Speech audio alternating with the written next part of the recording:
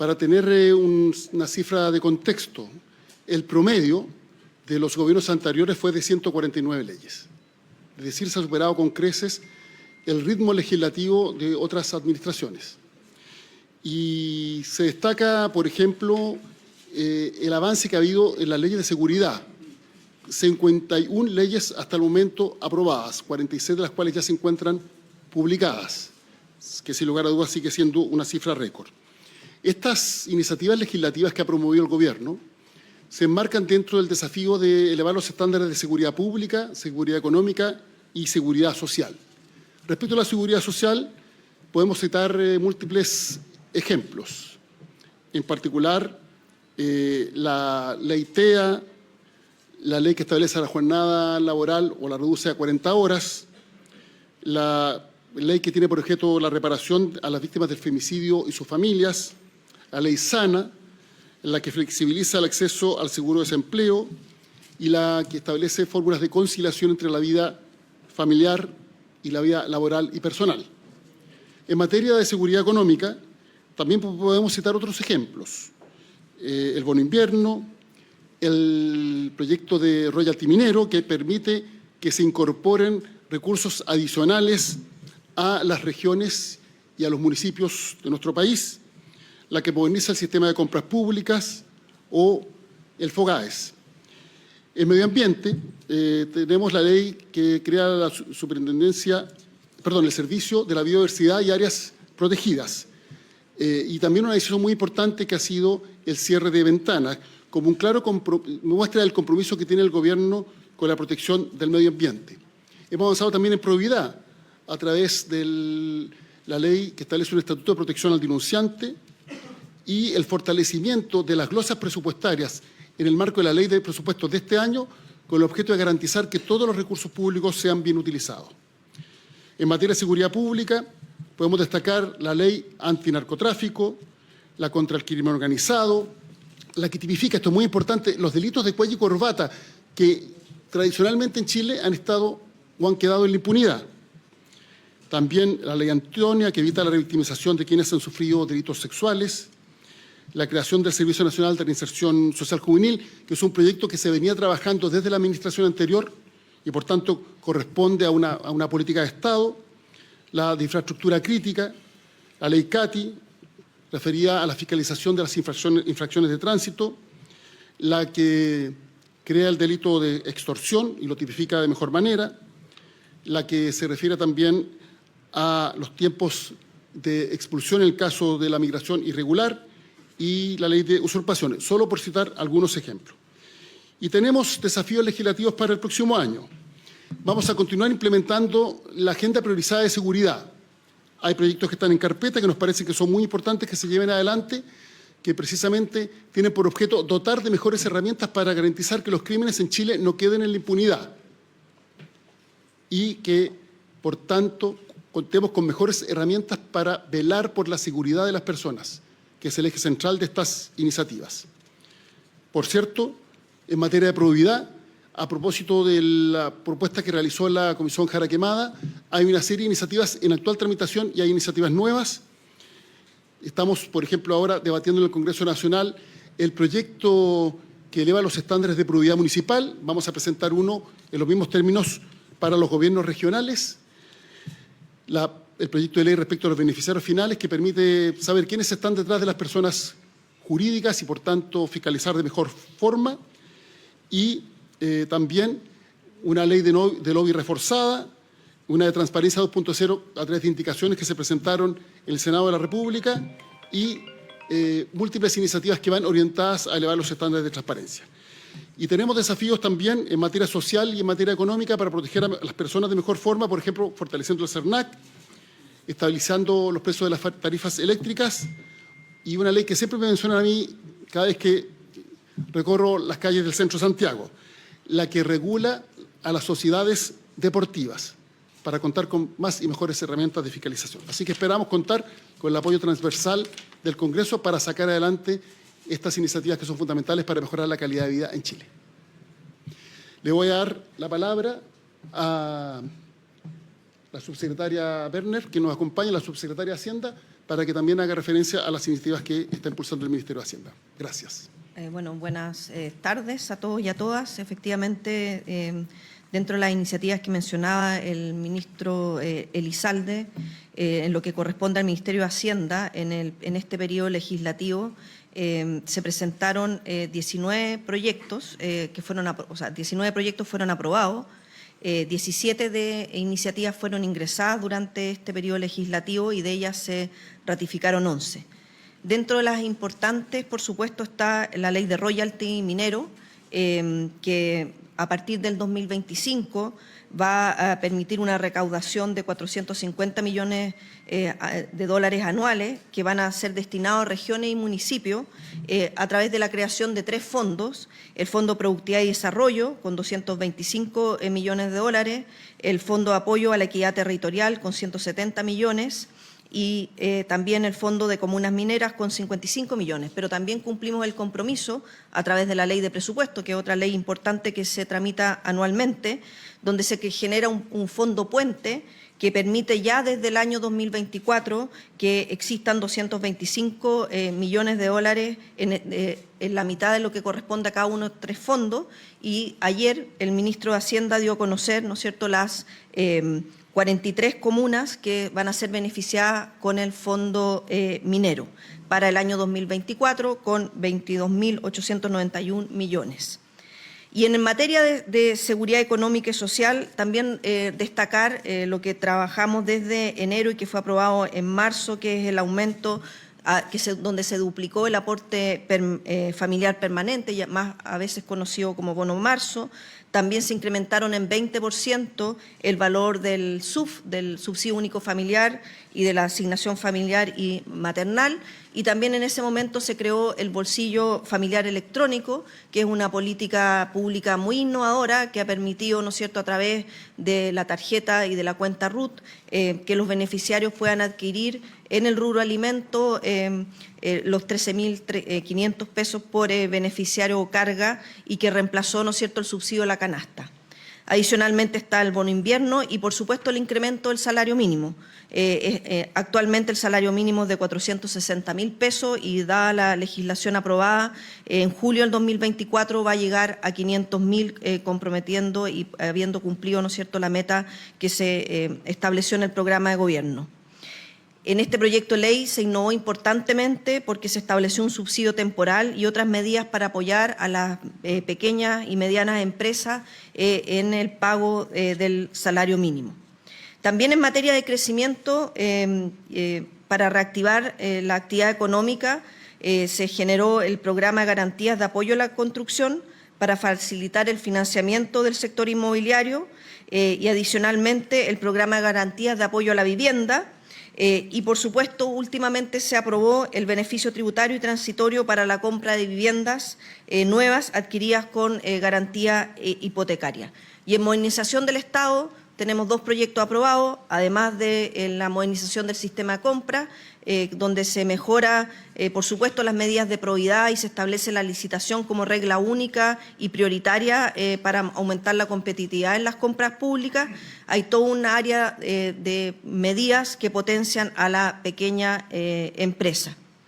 Y el último proyecto de los últimos aprobados fue el traspaso de la División de Gobierno Digital desde la SECPRES al Ministerio de Hacienda, de modo de potenciar la implementación de la Ley de Transformación Digital.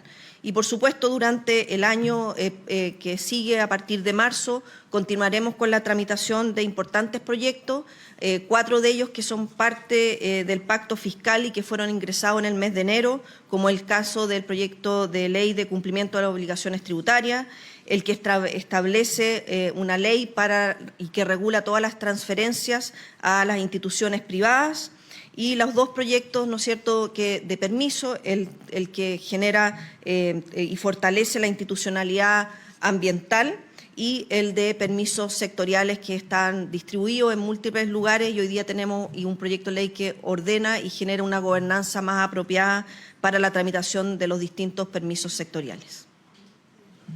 Muchas gracias, subsecretaria Werner. Y le vamos a dar ahora la palabra al subsecretario de Prevención del Delito.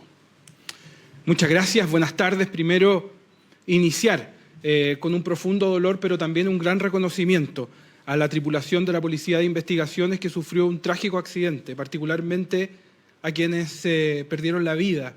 Y sobre ella la memoria se sustenta el reconocimiento institucional a nuestra Policía de Investigaciones y a los y las policías que cumplen roles todos los días en nuestras calles, pero por sobre todo sustenta en la fuerza de la responsabilidad que tiene el Estado de seguir trabajando para cumplir con su responsabilidad de proteger a las personas. Creo que justamente, y en el marco de esto, es que muchos de los avances legislativos que hemos logrado, más allá de cifras históricas, más allá de que esta es tal vez, o no me cabe la menor duda, en cantidad y en profundidad la agenda más robusta en materias de seguridad que se ha aprobado en el Parlamento desde el retorno de la democracia, apunta justamente a que la decisión que tomamos como gobierno era robustecer un marco legal en seguridad para fortalecer el rol y responsabilidad que el Estado tiene de proteger a las personas. Se han logrado avances legislativos tremendamente importantes en fortalecer la lucha y el combate contra la criminalidad organizada, en dotar de más y mejores herramientas a nuestras policías, de legislación que ha permitido aumentar y profundizar la reducción de delitos tan complejos como el robo violento de vehículos, pero por sobre todo el sustentar un sistema de seguridad que va más allá del gobierno y que va más allá de lo público. Y particularmente esto se ha logrado con un proyecto que ha permitido fortalecer y robustecer el rol del Ministerio Público con las fiscalías supraterritoriales, que por otro lado ha permitido aprobar después de 14 años y en solo 4 meses tras un acuerdo político la Ley de Seguridad Privada, y que tiene además como objetivo en este 2024 completar ese sistema de seguridad con el proyecto que fortalece el rol preventivo de los municipios y por sobre todo con el proyecto que nos permitirá de una vez por todas que Chile cuente con un Ministerio de Seguridad. Me quiero detener brevemente en 2 de esos proyectos que fueron aprobados. Uno de ellos, la Ley de Seguridad Privada, cuando se instalan y con justa y legítima necesidad los debates respecto a eficiencia en el despliegue territorial, que nuestras policías estén donde más se necesitan, que el Estado se haga presente con equidad donde más se necesitan, urgía que este país tuviese una ley de seguridad privada, particularmente por la demanda de recursos públicos y particularmente además porque un buen trabajo en seguridad privada maximiza la labor pública y un mal trabajo en seguridad privada demanda recursos valiosos que como gobierno queremos que estén en plazas, calles, espacios públicos, pasajes, villas y poblaciones donde las personas más lo necesitan. Este es un avance muy significativo y una deuda pendiente, que conversa además con otra de las tareas que tenemos este año. Lograr el proyecto que fortalece el rol preventivo de los municipios, porque tal como la seguridad privada, cuando se hace de forma efectiva, complementa a lo público, municipios fuertes, con capacidades, pero también con tareas claras en prevención del delito, permiten que maximicemos también el rol de nuestras policías. La agenda legislativa que hemos impulsado como gobierno y particularmente el compromiso por la seguridad que adquirimos, que ya vamos en un avance bastante significativo sobre el 70%, pero nos quedan tareas pendientes y sabemos que este año será el año en que aprobaremos ese proyecto que fortalece el rol de los municipios, que aprobaremos también el proyecto del Ministerio de Seguridad, porque tan importante como la determinación, el coraje que toma tomar decisiones a diario para incrementar la presencia estatal en los territorios por medio de las acciones de seguridad, con políticas tan importantes territoriales como el mismo presidente de la República ha dado a conocer hoy día, requiere también que en paralelo sentemos los cimientos fuertes y robustos para un Estado que tenga las capacidades de cumplir su responsabilidad para proteger. Lo que nos espera este año en el Congreso es continuar con esa buena disposición y determinación que han tenido las distintas fuerzas políticas y transmitirle por sobre todo, por medio de la acción legislativa, a la par de la acción operativa, a la ciudadanía la certeza que este es un gobierno que ha tenido con mucha claridad a la seguridad como principal ocupación y que además tiene la capacidad de ir fortaleciendo y duplicando los esfuerzos para responder a la ciudadanía como ésta se lo merece. Muchas gracias, subsecretario Vergara, y vamos a darle paso a las preguntas de la prensa. Buenas tardes, ministro. El presidente de la UDI dijo hoy que esperan que el oficialismo ocupe el receso legislativo para reflexionar. ¿Cómo responden a ese llamado sobre el contenido de las reformas y cuál esperan que sea el tono de la oposición en marzo? Por último, ¿cuáles son los proyectos que quedarían pendientes para priorizar tras el receso legislativo?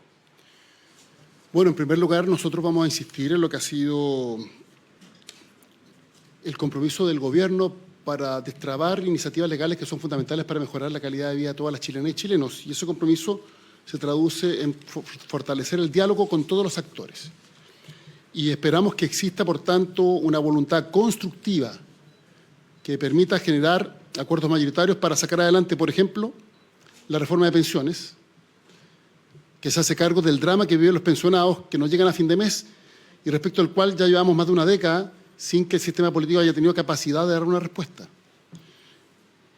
También el pacto fiscal, que permite no solo proveer de más recursos al Estado para financiar el gasto social, sino que también incorpora medidas pro crecimiento, pro empleo, pro inversión, que son fundamentales para generar dinamismo económico, con todas las consecuencias positivas que ello implica.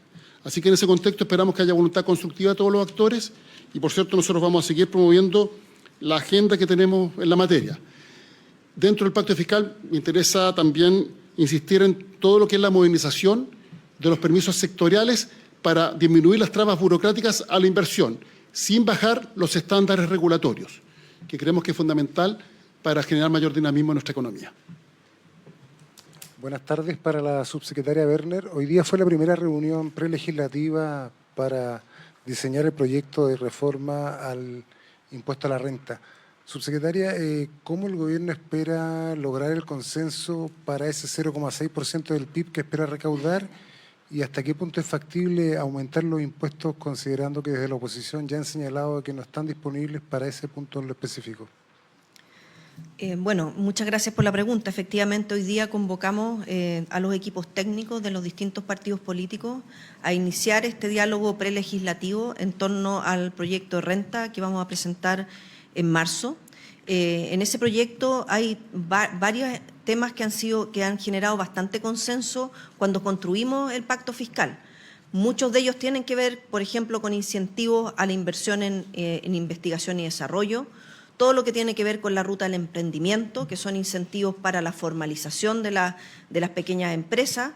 Entonces creemos que si solo nos pensamos que en renta es aumento de impuestos, que por supuesto tiene que haber, porque necesitamos ese 0,6% del PIB de recaudación, hay un conjunto de otros ámbitos que buscan también potenciar el crecimiento. Entonces lo que buscamos desde ahora hasta marzo es que todos se sientan convocados a sentarse a la mesa e ir viendo cada una de las medidas que nosotros estamos proponiendo sean parte de ese proyecto de ley con bastante mayor detalle. Y a mí creo que es importante también recordar en este contexto lo que señala el propio CFA a propósito de la necesidad de tener ingresos permanentes ante gastos permanentes. Entonces, un primer proyecto es el de cumplimiento de obligaciones tributarias, que es prioridad para nosotros su tramitación a partir de marzo, porque eso va a permitir financiar el aumento de la PGU, que es parte del proyecto de ley de pensiones. Pero por otro lado hay un conjunto de otras necesidades que son altamente demandadas por la ciudadanía, los temas de seguridad que aquí se mencionaron, los temas de salud, de disminución de listas de espera, el sistema de cuidado, Sala Cuna, que a propósito del ingreso de la mujer al mercado laboral son totalmente necesarios. Por tanto, creo que en ese ámbito se puede dar una conversación bastante buena para la preparación del proyecto de ley de renta. Ministro Elizalde, buenas tardes. Quería preguntarle por los últimos datos que arrojó el Banco Central, preguntarle por el hecho de que tanto el presidente como la ministra vocera de Gobierno han apuntado contra los malos agoreros de la economía. Con el IMASEC del 2023, que fue de menos 0,2, ¿en qué pie queda el Gobierno con este resultado? O, dicho de otra forma también, ¿quién se equivocó finalmente? ¿Si el Gobierno o los malos agoreros? Bueno, en primer lugar es necesario contextualizar. Efectivamente, las cifras que se han dado a conocer están bajo las expectativas del mercado. Por tanto, eso no es una buena noticia. No obstante, si uno mira las cifras comparadas en un periodo de tiempo más extenso, sin lugar a dudas que la economía chilena ha dado mejores resultados de lo que se vaticinaba hace un año atrás o más de un año atrás. Y por tanto, creemos que es necesario insistir en las medidas que el Gobierno está promoviendo. El año pasado tuvimos un ajuste importante para enfrentar la inflación. esta se ha reducido de manera significativa y estamos comprometidos con la generación de condiciones para un crecimiento sostenido con una mejor proyección para este año. Y le quisiera dar la palabra a la subsecretaria Werner para que profundice en la materia. Sí, en particular también en ese contexto señalar, por ejemplo, que cuando se tramitó o se comenzó a trabajar el presupuesto para el año 2023, el supuesto de crecimiento era menos 0,5 y terminamos el año con un menos 0,2, que por supuesto alguien pensó en algún momento que podía ser 0 y en ese contexto se dice el mercado tenía unas expectativas distintas, pero creo que lo más importante acá es que logramos disminuir la inflación importantemente, por supuesto, en la combinación de una política monetaria que llevó adelante el Banco Central y con todas las herramientas que tuvo la política fiscal, evitando de que existiera la crisis que se mencionaba que iba a venir. Estamos hoy día mirando hacia adelante, donde las disminuciones de tasas que ha anunciado el Banco Central, de hecho, hacen que sea también se proyecte una mejor economía para el próximo año y todas las medidas que ya mencionamos en relación, por ejemplo, al FOGAES para la construcción o la compra de vivienda, van en esa misma línea que con menores tasas van a permitir tener mejores proyecciones para el próximo año. Ministro Elizalde, buenas tardes.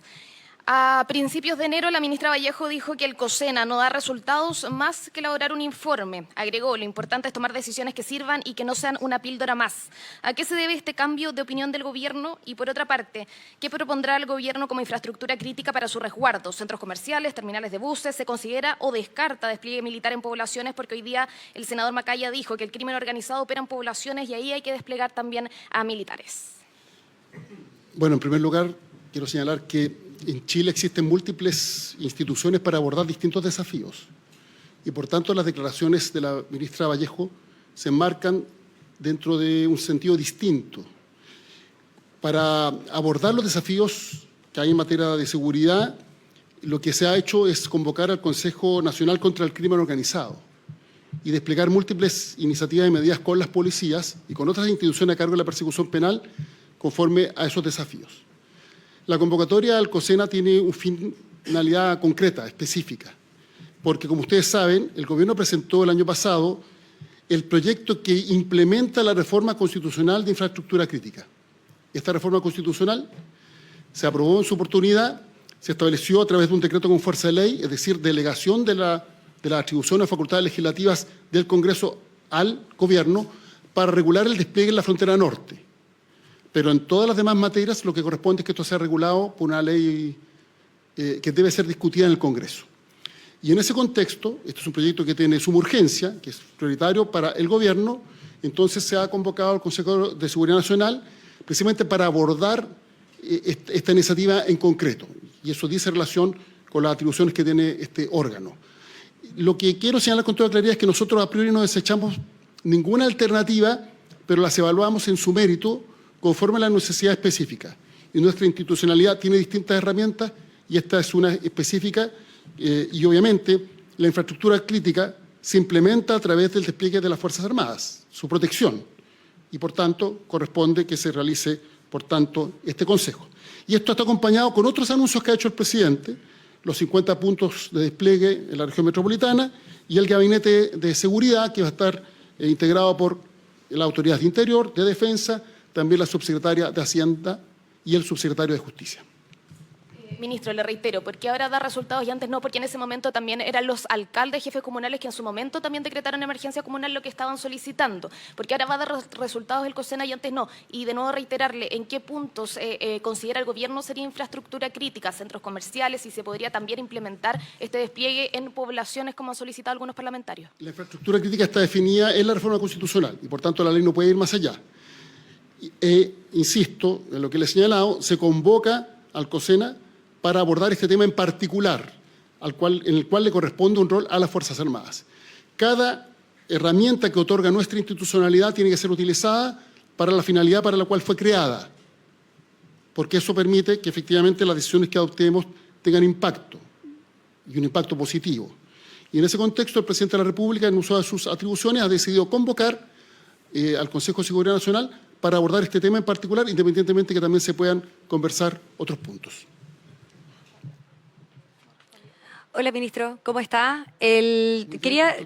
Muy bien. Quería retomar el punto de la colega. El tema de la infraestructura crítica está pensado para aplicarla en zonas puntuales como, por ejemplo, la región metropolitana, solamente desde ese punto de vista, o también se contempla que las Fuerzas Armadas puedan desplegarse en otras zonas de nuestro país, como otras comunas u otras regiones. Desde el punto de vista legislativo, ¿cómo van a alinear, ministro, al oficialismo considerando las críticas que ya hemos conocido incluso por parte de diputados del Partido Comunista? Han dicho que convocar al COSENA fragiliza la democracia. Y por otro lado, ¿ustedes van a solicitar suspender el receso legislativo para tramitar el proyecto de infraestructura crítica? Respecto de su primera pregunta, el proyecto de ley de infraestructura crítica es un marco regulatorio, de rango legal. Ahora, las decisiones operativas que se adopten en el marco de lo que establece la ley es algo que en su momento se anunciaría y se evaluará, pero hoy día estamos en la etapa precisamente del diálogo legislativo con el objeto de sacar adelante esta ley que nos parece que es importante y que forma parte de las prioridades legislativas de seguridad que se han anunciado por el Gobierno. Respecto al segundo punto, lo que le hemos pedido al Congreso Nacional es que los integrantes de la Comisión de Defensa nombren a sus representantes, o eventualmente ellos también lo pueden hacer directamente, para resolver durante el receso legislativo aquellos puntos donde existen diferencias. Algunas son diferencias de carácter político, otras son diferencias de carácter técnico. De manera tal de avanzar durante este receso en un acuerdo que permita aprobar esta legislación una vez concluido el receso legislativo. El Congreso Nacional es soberano y determina cuándo sesiona. Lo que nosotros estamos pidiendo es tan solo que en estas semanas los equipos técnicos puedan abordar un acuerdo para destrabar esta ley tal como se ha hecho, por ejemplo, con la ley antiterrorista, que se llegó a un principio de acuerdo en el Senado, y otras leyes muy importantes en donde al principio habían enormes diferencias y finalmente fueron aprobadas con transversalidad, apoyadas por distintos sectores en el Congreso Nacional. ¿Cómo van a alinear al oficialismo? ¿Han conversado con el Partido Comunista, por ejemplo? Ellos han planteado que convocar al COSENA fragiliza la democracia. ¿Usted cree que van a estar los votos de esos sectores de apruebo dignidad para la aprobación de este proyecto? Nosotros vamos a continuar dialogando con todos los actores para, a través de una buena iniciativa, contar con una buena herramienta que nos permita abordar desafíos que tenemos en materia de seguridad. Y por tanto vamos a insistir. Quiero recordar que este es un mensaje presentado por el presidente de la República. La reforma de infraestructura crítica tuvo su origen en una moción parlamentaria, de la cual yo soy uno de los autores. Pero ahora estamos hablando de la implementación a través de una ley que fue presentada por el presidente de la República y que lamentablemente, bueno, todavía no se ha generado un acuerdo para su aprobación. Por eso es importante la reunión del COSENA y el diálogo que vamos a generar con las distintas bancadas para construir un acuerdo que nos permita aprobar esta iniciativa. ¿Se hace un llamado al oficialismo propiamente tal para que puedan apoyar a su gobierno para tener esos votos, ministro, en plena crisis de seguridad? Hacemos un llamado a todos los actores a contribuir con su voto favorable a una iniciativa que nos parece que es positiva para el país y que es necesaria. Ministro Elizalde, quería preguntarle en el marco de las pensiones de gracia si el presidente Boric ya tiene en su poder el informe del DAS y cuándo será efectiva la revocación de las 25 pensiones que él mismo anunció. Bueno, efectivamente se han evacuado informes respecto a las distintas carpetas, los distintos casos. La ministra del Interior ya anunció que al menos 25 van a ser revocados, dejadas sin efecto, pero eso no obsta que se están revisando los demás casos. Y cuando se adopten las decisiones correspondientes se dará a conocer el detalle. Hay una serie de actos administrativos que es necesario llevar adelante, pero esto se va a hacer con relativa celeridad porque da cuenta del compromiso que ha expresado el Gobierno para ir resolviendo este asunto. Autoridades, vamos ahora con las preguntas regionales. Iniciamos con Concepción TV de la región del Biobío. Hola, mi nombre es Ana Silva, periodista de Concepción TV, medio independiente de la región del Biobío. Mi pregunta va dirigida al ministro de las Express, Álvaro Elizalde. Ministro, en la región del Biobío hay más de 300.000 personas mayores. De hecho, somos una de las regiones con mayor porcentaje de personas de este rango etario. A nivel macro, la verdad es que entre los años 2007 y 2021, la mitad de los pensionados se ha autofinanciado una pensión menor de 65.000 pesos, de acuerdo a cifras entregadas por la Superintendencia de Pensiones, por lo que es de toda lógica la urgente necesidad de una reforma previsional. Ahora bien, ante las diferencias que ha mantenido el Congreso con el Gobierno y que se traducen en que hoy en día fue rechazado un eje tan clave como lo es la cotización adicional del 6% y su distribución, ¿qué acciones y esfuerzos concretarán desde el Gobierno para que finalmente las personas mayores y los futuros pensionados puedan tener una reforma de pensiones que esté a la altura de sus demandas? Muchas gracias. Bueno, me parece una pregunta fundamental porque da cuenta de una enorme necesidad social. Si hay un factor de malestar en Chile, tiene su explicación en el bajo monto de las pensiones. Los pensionados llegan a fin de mes y de ahí que necesitemos una reforma de pensiones que dé una solución. El Gobierno ha puesto sobre la mesa múltiples alternativas. Hemos actuado con voluntad de acuerdo, con vocación de diálogo, lo más importante, poniendo en el centro la necesidad de las personas. Y en ese contexto hemos tenido la flexibilidad para proponer distintas alternativas, pero preservando lo que nos parece que es lo que le da sentido y justificación a una reforma de pensiones, que es mejorar el monto de las pensiones ahora y no en varias décadas más, porque los pensionados no pueden seguir esperando. Por tanto, vamos a, en esta segunda etapa, en el Senado, insistir en la generación de un acuerdo que nos permita destrabar esta iniciativa. Valoramos que se haya saltado la primera valla en la Cámara de Diputados. Por cierto, no se aprobó la totalidad del proyecto, pero en Chile existe bicameralismo y, por tanto, distintos trámites legislativos que permiten ir perfeccionando las iniciativas que son debatidas en el Congreso Nacional. Esperamos que todos los actores tengan voluntad constructiva para sacar adelante esta reforma que nos parece que es fundamental, que es básica para mejorar la calidad de vida en Chile.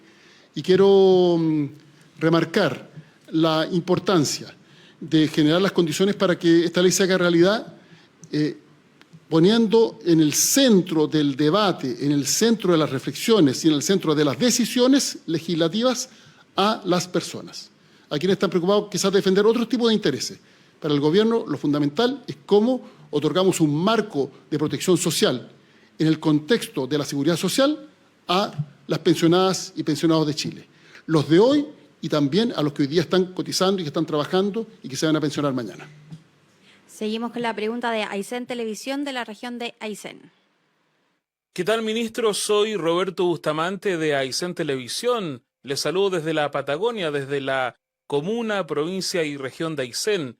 Y a propósito de nuestra tierra, de nuestro extenso litoral, nuestro extenso maritorio, quería consultar sobre qué se trata esta ley bentónica que se promulgó hace unos días y en qué beneficiaría a la gente de nuestra región. Muchas gracias, ministro, y saludos a todos en el panel. Bueno, la llamada ley bentónica o de recursos bentónicos es fundamental para la actividad económica que se desarrolla en muchas regiones de Chile. Chile tiene una amplia variedad de pesquerías bentónicas, 58 especies invertebrados y algas que son explotadas. Y en ese contexto, este proyecto permite avanzar porque define los conceptos propios de la actividad bentónica, como el barrateo. Se reconoce además por primera vez al asistente de buzo como parte de la actividad extractiva. Se establecen vedas para más de una especie con el objeto de preservar el recurso. Se crean zonas de resguardo de recursos. Se reconoce como pesquería pequeña, de pequeña escala a la pesquería demersal costera y también se determina un procedimiento de asignación de vacantes.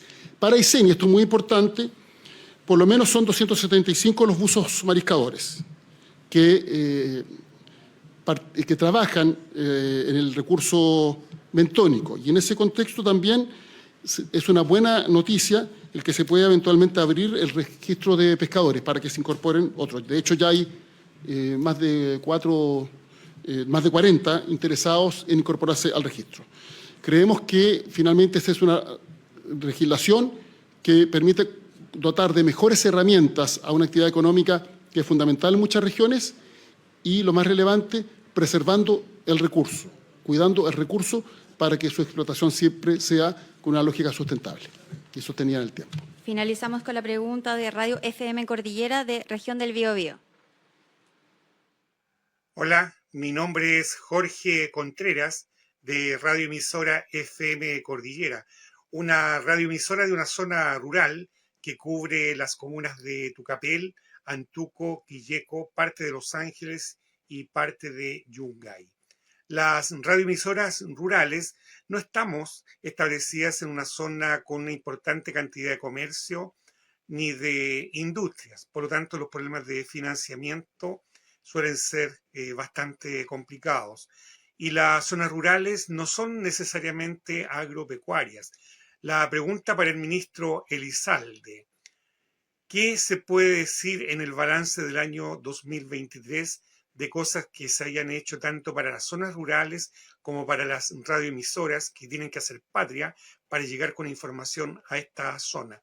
¿Y qué se proyecta respecto al mismo tema para el año 2024? Muchas gracias. Una democracia mayor estándar, una democracia mayor calidad implica que exista diversidad de medios de comunicación y, por tanto, los medios de comunicación a lo largo de todo Chile contribuyen a que las distintas miradas que existen en la sociedad chilena se expresen. Por eso nosotros estamos comprometidos precisamente con la promoción de estos medios de comunicación y durante el gobierno ha habido un aumento de los recursos asignados a los mismos, que se administran a través de la Secretaría General de Gobierno. Se ha además disminuido las barreras de entrada y de postulación para medios comunitarios y rurales. Y todo esto se ha hecho a través de un diálogo con los representantes de las distintas organizaciones que existen en el área. Para el año 2024, sin ir más lejos, se va a ejecutar el proyecto Fortalecimiento de Medios Públicos y Comunitarios, lo que va a implicar una inversión inédita y adicional para la elaboración de un diagnóstico y la ejecución de capacitaciones para medios comunitarios a lo largo de todo el país y que tiene por objeto fundamental fortalecer el trabajo que realizan. Insisto en lo que me parece que es el eje central de la política que ha implementado el Gobierno: una democracia de alto estándar, una mejor democracia, implica que exista diversidad de medios de comunicación y, por tanto, que la pluralidad de Chile se exprese también en sus medios de comunicación. Y la pluralidad no es solo ideológica, también es geográfica. Dice relación con las necesidades que existen en determinadas localidades, que son distintas de las que pueden existir en otro punto del país. Finalmente, la principal riqueza de Chile es su diversidad y en nuestra democracia esa diversidad se debe expresar a través de sus medios de comunicación.